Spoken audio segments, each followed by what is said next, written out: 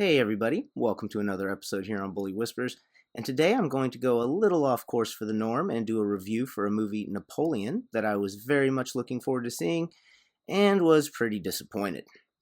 First off, if you are a viewer that is bothered by something that's not very historically accurate, then this movie probably isn't for you. For example, the Battle of the Pyramids wasn't actually fought at the pyramids, it was like 8 or 9 miles away, so they definitely weren't blasting the pyramids with cannons. That being said, personally, I don't mind it being a little off in the name of good storytelling. However, this wasn't very good storytelling. The movie had a very spastic flow and didn't really tell the story of Napoleon that well. It mostly focused on his relationship with Josephine, which was a big factor in his life, but it really wasn't the huge deciding factor in every decision that the movie kind of makes it out to be. For example, when he leaves Egypt simply because he found out Josephine had an affair, it completely leaves out all of the political and military reasons behind doing such things, which is something we see throughout the movie.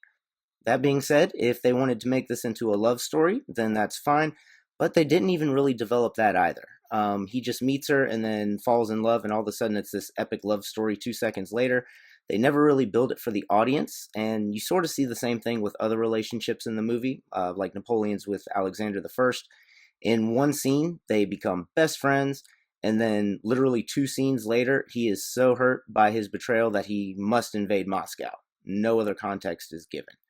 All the wars, all the coalitions against him, etc., were barely even a backdrop in the movie, and they were only even briefly mentioned or alluded to a couple of times.